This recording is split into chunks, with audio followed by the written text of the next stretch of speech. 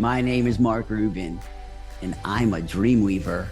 I hope these widgets help you weave your dreams into reality. This is a story about economics, and it's a story about how economics works in the context of energy transfer.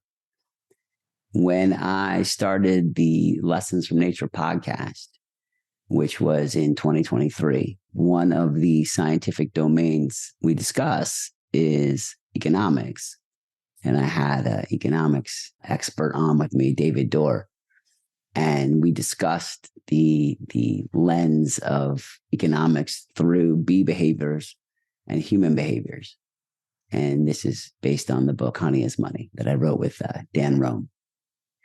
And as I was recording the 4 episodes of the economics series, I was also thinking about my time at Pepco, which is an earlier story I told here. Pepco is the electric utility in Washington, D.C. I had a job there. I worked in energy conservation, in particular this thing called demand side management, which was basically efficiently matching supply and demand. And I've done things like that my whole life, was sort of optimally matching the energy coming in and the energy going out to the work that needs to be done. And that's the same thing. And so economics does that with money, and business does that with money in a different way at the level of work. Economics just does it with just energy itself, which is money, trying to balance things. One of the things that I learned when I was recording this with David is something that I already knew about decision making, at least how I decide things and how the way that human beings conceptualize energy determines their decision making to a large degree about both short-term thinking and long-term thinking. So this story is about like decisions. So I have a model of how I decide, which is based on a balance scale that's balancing perception of value against perception of worth. If something has a value that's higher than the value of my worth, then I'll trade my work for that value. And specifically, and I'll put a picture of this below, what I trade is on this balance scale, there is 3 things on a left side of a balance scale and 3 things on the right side. On the left side, it's inspiration, motivation, and manipulation.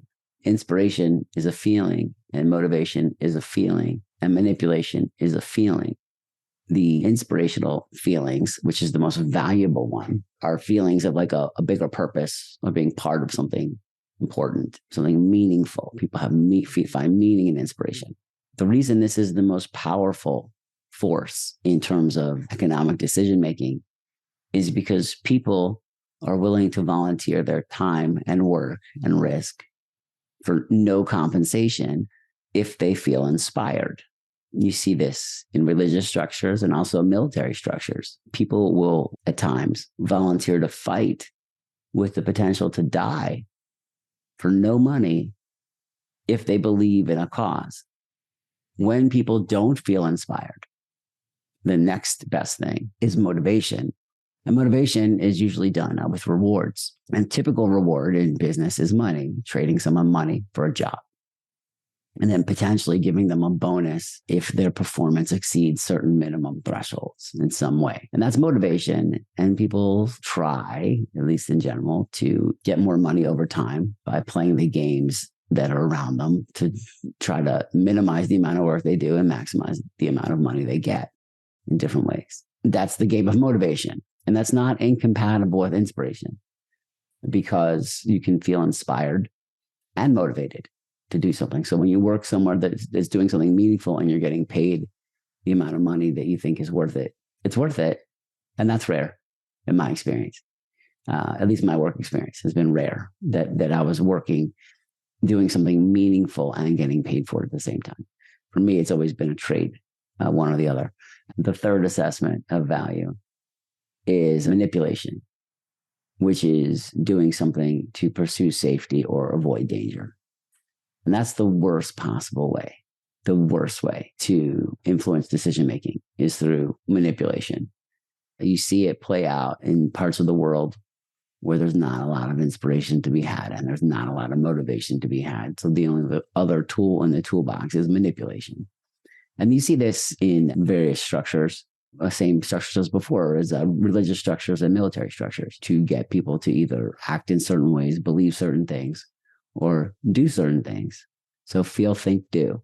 So basically, these are the tools in the toolbox to get people to feel things, feel inspired, feel motivated, feel manipulated, think certain thoughts, and take certain actions. That's one side of this decision-making matrix. The other side is on the furthest out is time. Next to that is effort. And then the closest to the center is risk. What people are trading is their time, effort, and risk, the value, their perception of the worth of their time, the worth of their effort, and the worth of the risk. Is it worth it? Is it worth it? Is it worth it? For the value of inspiration, motivation, and manipulation. And this is done on an individual level by a person deciding, and also on macro levels in terms of like wars that countries have that are either supported by the people or not. Is it worth it? Is it worth it? Is it worth it? And going back to the ideas that I learned when I was at Pepco about supply and demand, it's the same decision making. Is it worth it? Is it worth it to build a new gigantic multi-billion-dollar power plant? Or is it worth it to pay people some money to reduce their electrical consumption at peak times to avoid building a gigantic power plant? Somewhere in between those two endpoints is every decision that a person makes. Is it worth it? I just think it's important to consider human beings and our decision-making structures in the context of energy, because that's what we're deciding. Because in the end, we're trading work, time, effort, and risk for money. So of course, it makes sense that it works the same way as, should I build a new power plant? Should I go to college? Should I go to grad school? Should I get a PhD?